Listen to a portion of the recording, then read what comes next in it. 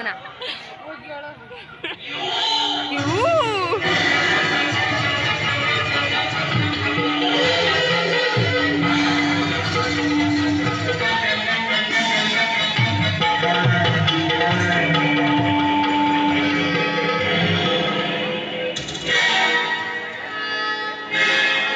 ನೋಡ್ತು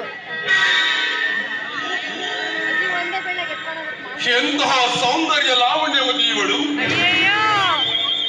ಬ್ರಹ್ಮದೇವನು ತನ್ನ ಸೃಷ್ಟಿಯ ಸೌಂದರ್ಯವನ್ನೆಲ್ಲ ಒಟ್ಟುಗೂಡಿಸಿ ಈ ಲಾವಣ್ಯ ಪ್ರತಿಭೆಯನ್ನೇ ನಿರ್ಮಿಸಿರಬೇಕು.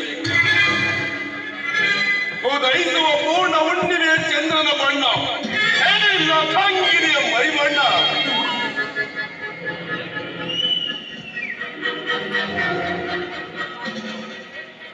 ಚಂದ್ರ ಬಿಂಬಲೇ ಇವಳ ವದನ, ಸಮುದ್ರದ ತೆರೆದೆರೆಯುತ್ತಿರುವ ಈ ಸೌಂದರ್ಯ ಕೇಶ ರಾಶಿಯ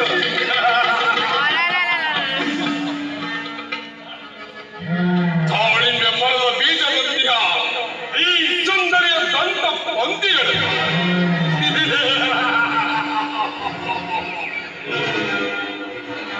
ಪರಿಮಳದ ತಾವರೆಯ ಮಗ್ಗಿನಂತ ಈ ನಾರಿಯ ಕುಚಗಳ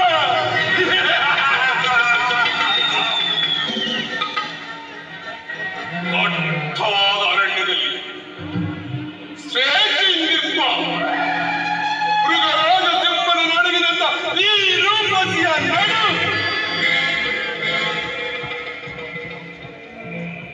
ಮತ್ತಾನೆಯ ಸಣ್ಣಿನಂತ ಇವರ ತಡೆಗಳ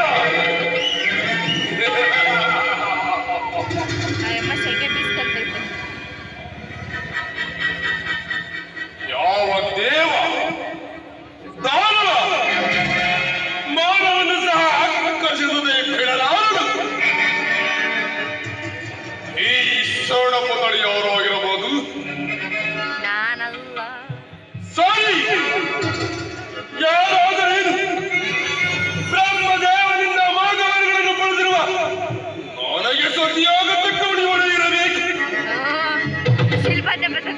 ಇರಲಿ, ಪ್ರೀತಿಯಿಂದ ಮಾತನಾಡುತ್ತೀನಿ, ನನ್ನ ಮನೋಬೈಕೆಯನ್ನು ಈಡೇರಿಸಿಕೊಳ್ಳಬೇಕು. ಸುಂದರಿ, ಯಾರು ನೀನು? ಶಿಲ್ಪತ್ತೆ. ಅಯ್ಯೋ ಪಾಪಿ. ನಿರ್ವಸ್ತ್ರನಾದ ಮಾನವೀಯ ಮೌನ ಮುರಿದು ಮಾತನಾಡುವ ನೀನಾರು, ಮರೆಯಾಗು ವಸ್ತ್ರಗಳನ್ನು ಧರಿಸಿ. ಇದಾ ತಿರುಕೈ ವಿಶ್ವಮಾಲೆಯನ್ನು ಆಗ ಈ ವೀರನ ಕೊರಳಿಗೆ ನಿನ್ನ ಅಮೃತ ದಾಸ್ತದಿಂದ ಧನ್ಯನಾಗಬೇಕು. ದೇವ ನಾರಾಯಣ, ನನ್ನನ್ನೇ ದೈತ್ಯನಿಂದ ರಕ್ಷಿಸಿ ಕಾಪಾಡು. ಆಗಲ್ಲ. ಯಾರು ನಿನ್ನನ್ನು ರಕ್ಷಿಸಿದವರು ದೇವಕನ್ಯೆ?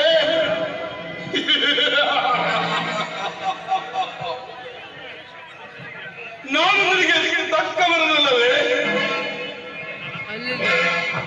ದೈತ್ಯ ಶ್ರೇಷ್ಠ, ಅಬಲಿಯಾದ ನನ್ನನ್ನು ಈ ರೀತಿ ಕಾಣುವುದು ವೀರನ ಲಕ್ಷಣವಲ್ಲ. ಕೈ ಬಿಡು, ನಾನು ದೇವಲೋಕಕ್ಕೆ ಹೋಗಬೇಕು.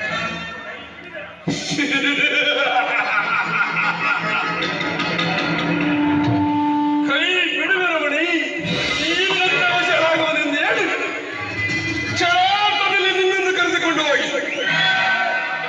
ಮಹಿಷ್ಮಾವತಿ ರಾಜ ಮಂದಿರದಲ್ಲಿ ಸುರಕ್ಷಿತವಾಗಿರಬೇಕು.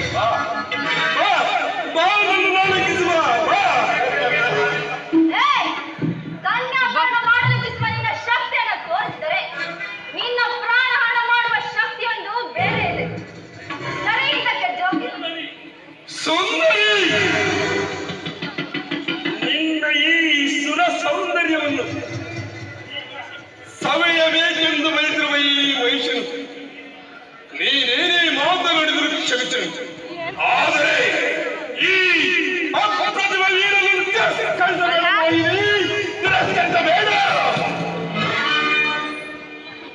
ನಿರಾಕರಿಸಿದಲ್ಲಿ ನೀನೇನು ಮಾಡಬಲ್ಲೆ? ಏನು ಮಾಡಬಲ್ಲೆ?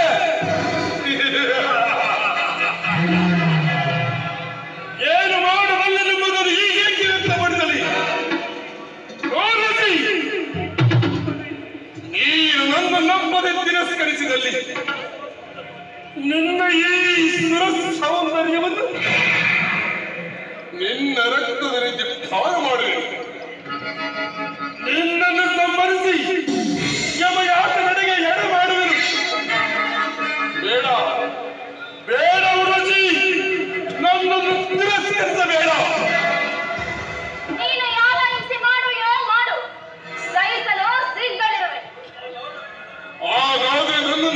ಸಾಧ್ಯವಿಲ್ಲವೇ? ತ್ರಿಕಾಲಕ್ಕೂ ಸಾಧ್ಯವಿಲ್ಲವೆಂದು ತಿಳಿ. ಹಾಗಾದರೆ ನಾನು ಈ ಮಹಿಷಾಸುರನ ಕೈಯಿಂದ ಪಾರಾಗಲು